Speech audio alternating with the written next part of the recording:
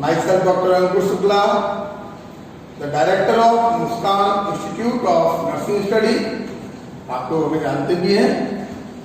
आज हम आप लोगों को BSc nursing third year, GNM third year और ANM सेकेंड ईयर के लिए एक बहुत अच्छा टॉपिक आप लोगों से डिस्कस कर रहे हैं, गायनेकोलॉजी।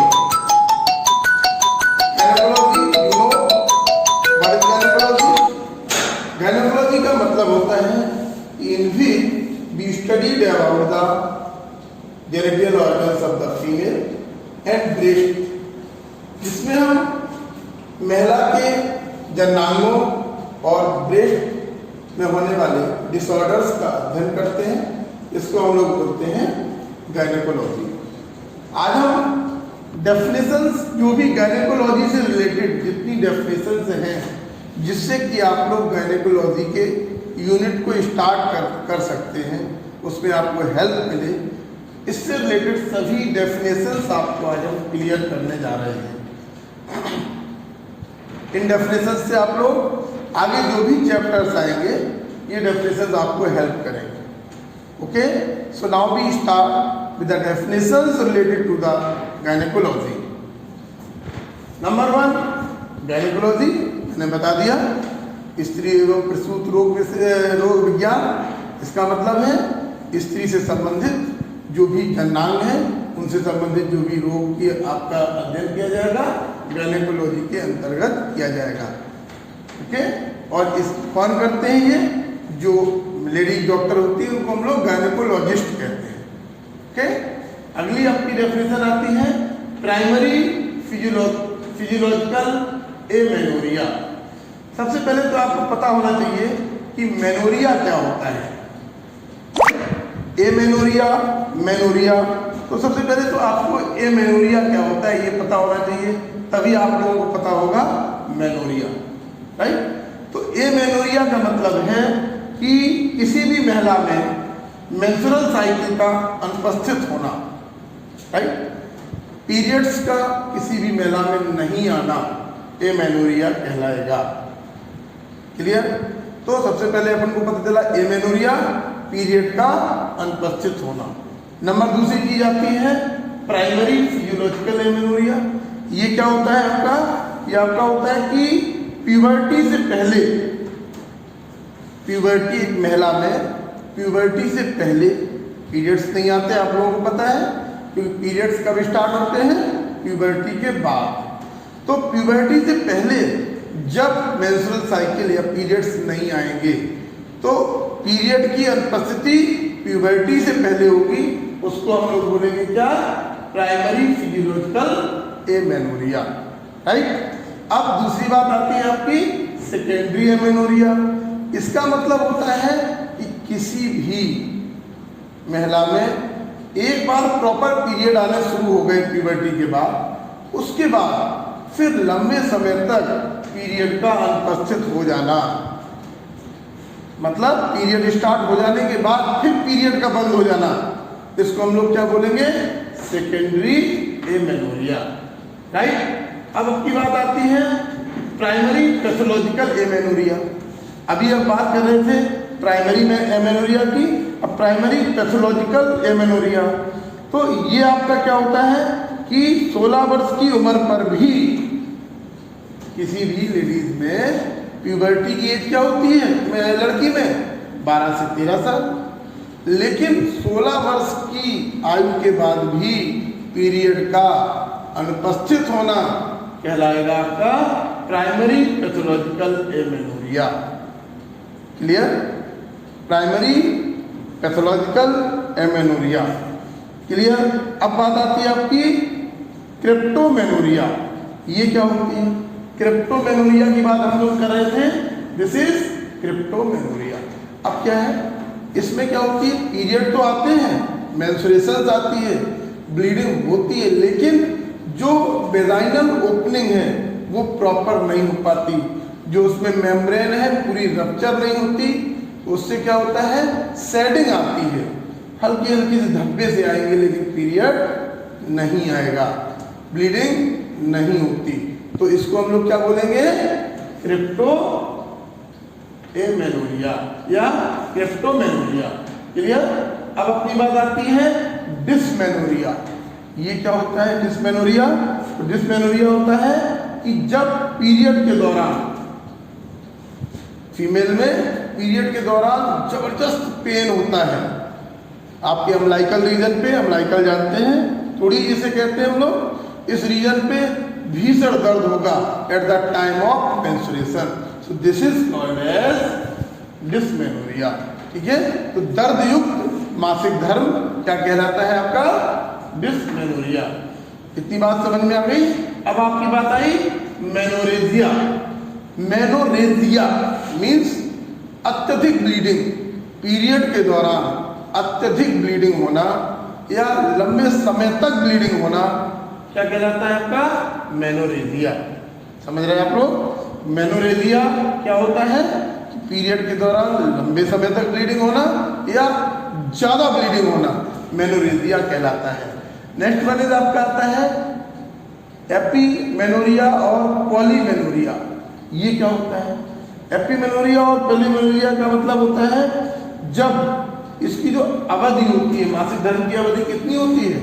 28 दिन के अंतर, 28 से 30 दिन में मासिक धर्म रिपीट होता है, मेंस्ट्रुअल साइकिल रिपीट होती है। लेकिन जब यह मेंस्ट्रुअल साइकिल 30-35 दिन से भी पार हो जाए और ब्लीडिंग ना हो, पीरियड 35 दिन से भी आगे खिंच जाए, तो इसको हम लोग क्या कहेंगे? एपीमेनोरिया और पॉलीमेनोरिया। मीन्स नॉर्मल अवधि से ज्यादा समय के बाद पीरियड हो तो इसको हम लोग बोलेंगे पॉलीमेनोरिया। अब बात आती है ओलिगोमेनोरिया। तो ओलिगोमेनोरिया क्या होता है कि अभी मेनोरेजिया बता दिया आपको कि अत्यधिक ब्लीडिंग या लंबे समय तक ब्लीडिंग का होना। अब नेक्स्ट टर्म आपका आता है एपीमेनोरिया और पॉलीमेनोरिया। ये क्या होता है? एपीमेनोरिया और पॉलीमेनोरिया में नॉर्मल ब्लीडिंग टाइम या मेंस्ट्रुअल साइकिल का टाइम क्या है? 28 डेज टू 35 डेज। इस बीच में आपका ब्लीडिंग या पीरियड आपका आ जाएगा। लेकिन जब ये घट के 21 दिन रह जाए या 21 दिन से पहले आ जाए तो इसको हम लोग बोलेंगे पॉलीमेनोरेजिया और एपीमेनोरिया। मीन्स नॉर्मल टाइमिंग उसकी जो है कम हो जाए और कम होके 21 दिन या इससे भी कम होने लगे। तो स्टूडेंट ये आपका क्या होता है? यूडीडी जो आपका होता है फंक्शनल, अनफंक्शनल, अनकंडीशनल ब्लीडिंग का भी एक एग्जाम्पल हो सकता है। नेक्स्ट वन इज यही आपका ओलिगोमेनोरिया में आ जाता है। ओलिगोमेनोरिया जस्ट इसका आपका अपोजिट होता है। ये क्या होता है? ओलिगोमेनोरिया में जब जो नॉर्मल पीरियड होता है 28 से 35 दिन के अंदर आना चाहिए, लेकिन ये बढ़ के 35 दिन 40 दिन के बाद आना शुरू करे, मीन्स पीरियड डिले हो जाए, तो डिले पीरियड को हम लोग क्या बोलेंगे? ओलिगोमेनोरिया। और एपीमेनोरिया, पॉलीमेनोरिया शॉर्टर पीरियड को बोलेंगे। पीरियड जब जल्दी 20-20 दिन के अंदर आने लगे या 20 से कम दिनों में आने लगे तो हम लोग एपीमेनोरिया और पॉलीमेनोरिया बोलेंगे। राइट। अब अपनी बात आती है हाइपोमेनोरिया। हाइपोमेनोरिया में क्या होते हैं कि इस स्थिति में जो पीरियड का कितने दिन टाइम होता है? नॉर्मली 3 दिन 4 दिन। राइट। तो जब पीरियड की रक्तस्राव की मात्रा कम हो जाए और उसकी अवधि कम हो जाए, राइट, तो हाइपोमेनोरिया पीरियड कम दिनों के लिए आए और ब्लीडिंग कम हो, इसको हम लोग बोलेंगे हाइपोमेनोरिया। राइट। अब अगला अपना टर्म आता है मेट्रोरेजिया। तो मेट्रोरेजिया जो आपका आता है ये टर्म, ये यूट्रस से होने वाली इरेगुलर ब्लीडिंग, ठीक है, मतलब एसाइक्लिक ब्लीडिंग, कभी 15 दिन में ब्लीडिंग हो जाए, 20 दिन में ब्लीडिंग हो जाए या हो सकता है 35 दिन में। तो इरेगुलर मेंस्ट्रुअल साइकिल की जो कंडीशन होती है इसको हम लोग बोलते हैं मेट्रोरेजिया। मीन्स नियमित मेंस्ट्रुअल साइकिल का, नियमित पीरियड्स का ना आना मेट्रोरेजिया कहलाता है। अगला आपका आता है डिसफंक्शनल यूट्राइन ब्लीडिंग। DUBB इसे बोलते हैं। DUB मैंने अभी आपको बताया था कि जो आपका हाइपोमेनोरिया या एपीमेनोरिया, पॉलीमेनोरिया केस में बताया था कि ये डिसफंक्शनल यूट्राइन ब्लीडिंग का एग्जाम्पल है, राइट। इसमें क्या होता है, बिना कोई पैथोलॉजिकल प्रॉब्लम के, कोई प्रॉब्लम नहीं यूट्रस में, कोई भी पैथोलॉजिकल बाहरी कोई इंफेक्शन भी नहीं है, तब भी उसमें जो ब्लीडिंग है होती आ रही है, यूट्रस से ब्लीडिंग होती जा रही है और लंबे समय तक चल रही है। इसको हम लोग बोलते हैं DUB या डिसफंक्शनल यूट्राइन ब्लीडिंग, राइट। अब बात आती है आपकी इनफर्टिलिटी। इनफर्टिलिटी क्या है कि इनफर्टिलिटी है कि नियमित रूप से 1 वर्ष या इससे अधिक बिना किसी गर्भ निरोधक का इस्तेमाल किए और सेक्सुअल इंटरकोर्स अगर कोई फीमेल करती है और तब भी गर्भ धारण नहीं होता है। बात समझ में नहीं आई अभी कि बिना किसी गर्भ निरोधक के, किसी भी गर्भ निरोधन की विधि के बगैर 1 वर्ष तक लगातार इंटरकोर्स करने के बाद भी अगर महिला गर्भावस्था उसको प्राप्त नहीं होती, उसमें प्रेगनेंसी नहीं हो रही है, तो महिला को क्या प्रॉब्लम है, इनफर्टिलिटी की। तो इस कंडीशन को क्या बोलेंगे, the condition is called infertility. Clear. अगला आपका टर्म आता है आपका प्राइमरी इनफर्टिलिटी। प्राइमरी इनफर्टिलिटी क्या होती है, प्राइमरी इनफर्टिलिटी होती है जब महिला ने कभी भी गर्भ धारण ना किया हो, राइट। इसको हम लोग क्या बोलेंगे, वह स्थिति जब महिला ने कभी भी गर्भ धारण किए ही नहीं है, उस स्थिति को हम लोग बोलेंगे प्राइमरी इनफर्टिलिटी। सेकेंडरी इनफर्टिलिटी किसे बोलेंगे, इसमें महिला एक बार गर्भ धारण कर चुकी है, उसके बाद फिर उसको गर्भ धारण नहीं हो रहा है, राइट। फिर वो बिना गर्भ निरोधक साधन के 1 वर्ष तक इंटरकोर्स करने के बाद भी, सेक्सुअल इंटरकोर्स होने के बाद भी क्या है, उसको गर्भ धारण नहीं हो रहा, प्रेग्नेंट नहीं हो रही है, तो उसको हम लोग बोलते हैं सेकेंडरी इनफर्टिलिटी। क्लियर। इनफर्टिलिटी समझ में आई, प्राइमरी इनफर्टिलिटी समझ में आई और सेकेंडरी इनफर्टिलिटी। अगला टर्म अपने पास आता है वेजाइनाइटिस। मैंने आपसे बोला था कि 2 चीज होती है, एक होता है प्रीफिक्स, एक होता है सफिक्स। प्रीफिक्स क्या होता है पता है आपको, प्रीफिक्स मीन्स नाम के पहले जोड़ने वाला शब्द, राइट, उसको बोलेंगे प्रीफिक्स। नाम के पीछे जोड़ने वाला सफिक्स कहलाता है। तो जिस ऑर्गन के पीछे आइटिस जुड़ा होगा, राइट, दिस इज आइटिस, ठीक है। तो इसको हम लोग क्या बोलेंगे, इन्फ्लेमेशन। आइटिस का मतलब होता है इन्फ्लेमेशन, मीन्स तो वेजाइना और प्लस आइटिस, वेजाइना में होने वाला इन्फ्लेमेशन वेजाइनाइटिस कहलाता है। क्लियर। अगला बात आपका है सेनाइल वेजाइनाइटिस।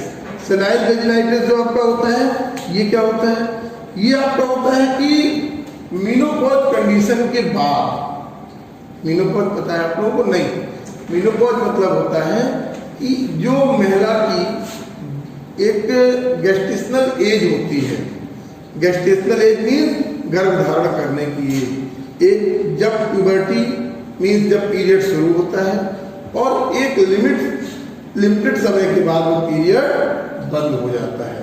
जब पीरियड बंद हो जाता है महिला में, उस कंडीशन को हम लोग मेनोपॉज कंडीशन कहते हैं, राइट। तो हम लोग बात कर रहे थे सेनाइल वेजाइनाइटिस क्या कहलाता है कि मेनोपॉज कंडीशन के बाद वेजाइना में होने वाला इन्फ्लेमेशन सेनाइल वेजाइनाइटिस कहलाता है। क्लियर। नेक्स्ट वन आपका टर्म आता है बर्थोलिनाइटिस। बर्थोलिनाइटिस मीन्स आप लोगों में पिछले टॉपिक में पढ़ा चुके हैं बर्थोलिन ग्लैंड। तो बर्थोलिन ग्लैंड में होने वाला इन्फ्लेमेशन क्या कहलाएगा, bartholinitis. Clear. Cervicitis, cervicitis means uterus है आपका, यूट्रस का ये सर्विक्स पोर्शन है, सर्विक्स में होने वाला इन्फ्लेमेशन, सब में आइटिस जुड़ा हुआ है, आइटिस मीन्स इन्फ्लेमेशन, तो सर्विक्स में होने वाला इन्फ्लेमेशन सर्विसाइटिस कहलाएगा। क्लियर। अब की बात, अगला टर्म आपका आता है साल्पिंजाइटिस। क्या, साल्पिंजाइटिस। साल्पिंजाइटिस क्या कहलाता है? हमारे यूट्रस से जो ये क्या निकलती है आपकी, ये आपका यूट्रस हुआ, ठीक है, तो ये यूट्राइन ट्यूब निकलती है। इन ट्यूब में आपका इन्फ्लेमेशन जो आपका होता है वो क्या कहलाता है? आपका साल्पिंजाइटिस। क्लियर? तो आपका साल्पिंजाइटिस कंप्लीट हुआ। तो इन ट्यूब को क्या बोलते हैं अपन लोग? इस ट्यूब को फैलोपियन ट्यूब। फैलोपियन ट्यूब में होने वाला इन्फ्लेमेशन साल्पिंजाइटिस कहलाएगा। क्लियर? नेक्स्ट वाले अपनी बात आती है, साल्पिंजाइटिस हो गया, एंडोमेटाइटिस, फिर टिस आ गया, फिर इन्फ्लेमेशन की बात आएगी। और एंडोमेट्रियम कहाँ होता है? एंडोमेट्रियम यूट्रस की इनर वॉल को, अंदर वाली वॉल को, ये आपका एंडोमेट्रियम हुआ। तो यूट्रस के अंदर वाली वॉल को एंडोमेट्रियम, और इसमें होने वाले इन्फ्लेमेशन को क्या बोलेंगे? एंडोमेटाइटिस। क्लियर? अब बात अगला टर्म आता है आपका ऊफ्राइटिस। इसको बोलेंगे ऊफ्राइटिस। ऊफ्राइटिस मीन्स यूट्रस के बाहर अंडाकार संरचना है, इसको हम लोग क्या बोलते हैं? अंडाशय बोलते हैं, जहां से ओवा निकलता है। तो आपके ओवरी, इसको हम लोग इंग्लिश में ओवरी बोलते हैं, ओवरी में होने वाला इन्फ्लेमेशन ऊफ्राइटिस कहलाएगा। Pelvis abscess. पेल्विक एब्सिस क्या होता है? पेल्विस जानते हैं आप लोग क्या होता है? पेल्विस एक कैविटी होती है, गुहा होती है। हमारी बॉडी में कितनी गुहाएं होती हैं आपको बताया गया है। सबसे पहले oral cavity, thoracic cavity, abdominal cavity और पेल्विक कैविटी। राइट? तो ये बात क्या रही? पेल्विक कैविटी में जन्नांगों की वजह से होने वाला इन्फ्लेमेशन, पेल्विक इन्फ्लेमेशन, और उसके फलस्वरूप उसमें पसका पड़ जाना पेल्विक एब्सिस कहलाता है। अब बात आई आपकी सर्वाइकल इरोजन। तो जो सर्वाइकल इरोजन जो होता है, ये एक आपकी असमान स्थिति है।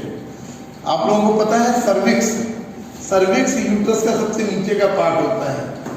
ये क्या होता है? सर्विक्स के अंदर और बाहर दोनों पोर्शन होते हैं। जो आपका अंदर का पोर्शन सर्विक्स का होता है वो कॉल्यूमिनर एपिथेलियम सेल्स का बना होता है, और बाहर का बना होता है स्क्वेमस एपिथेलियम सेल्स का। तो ये क्या होता है? बाहर की सेल्स के द्वारा अंदर की कॉल्यूमिनर एपिथेलियम सेल्स को रिप्लेस कर देना। मींस सर्वाइकल इरोजन क्या होगा कि सर्विक्स की इनर वॉल्स पे कॉल्यूमिनर एपिथेलियल सेल्स का, सर्विक्स की बाहरी सेल्स के स्क्वेमस एपिथेलियल सेल्स के द्वारा रिप्लेस कर देना, ये हमारा कहलाएगा सर्वाइकल इरोजन। क्लियर? नेक्स्ट मरीज आपका आता है रेट्रोवर्जन ऑफ यूट्रस। यूट्रस का पलट जाना रेट्रोवर्जन ऑफ यूट्रस कहलाता है। जो आपका जेनेटल प्रोलैप्स क्या कहलाता है? जो आपका जेनेटल प्रोलैप्स है, प्रोलैप्स का मतलब होता है बाहर की ओर निकल आना। राइट? प्रोलैप्स हो जाना। तो क्या होता है?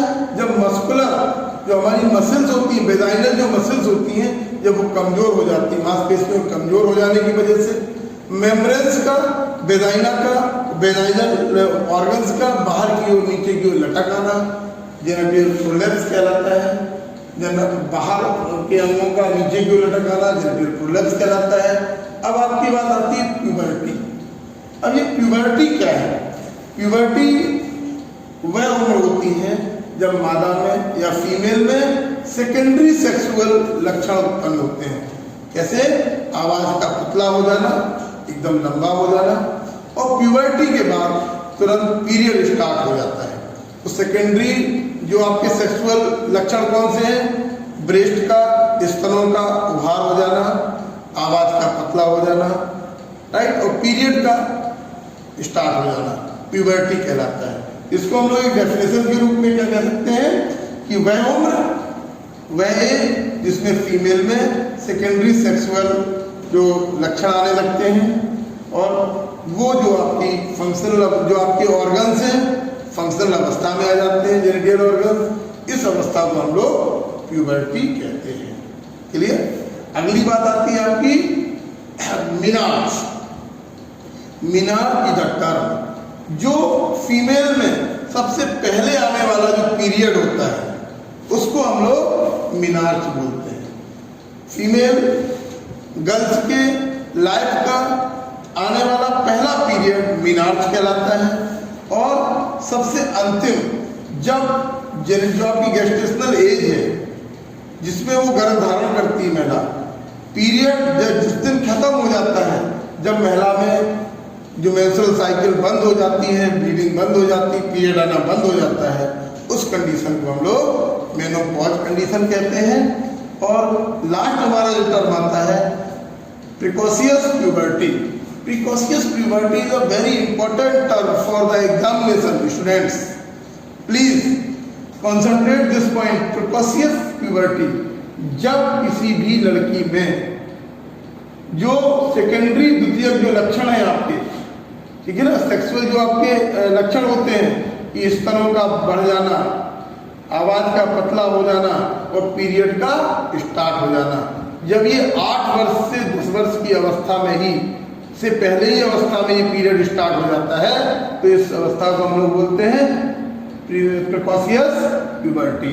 तो स्टूडेंट्स आज के लिए ये टॉपिक आपका कंप्लीट हुआ कि 10 वर्ष से पूर्व अगर किसी भी महिला में पीरियड स्टार्ट होता है तो उसको हम लोग प्रिकॉशियस प्यूबर्टी कहेंगे। और प्यूबर्टी किसे कहेंगे? जब 12 और 13 साल की उम्र पर पहला पीरियड आने लगता है, द्वितीय लक्षण आपके लैंगिक लक्षण उत्पन्न होने लगते हैं, उसको हम लोग प्यूबर्टी कहेंगे। तो स्टूडेंट बिल्कुल कंफ्यूज नहीं होना है। अगले टॉपिक में हम गायनेकोलॉजी को और बढ़ाएंगे, लेकिन उससे पहले हमें ये सभी टर्म्स की जानकारी होना आवश्यक है। किसी भी तरीके का कोई कंफ्यूजन होगा आप लोग मैसेज के माध्यम से, कॉल के माध्यम से हमें बता सकते हैं। Thank you, good night.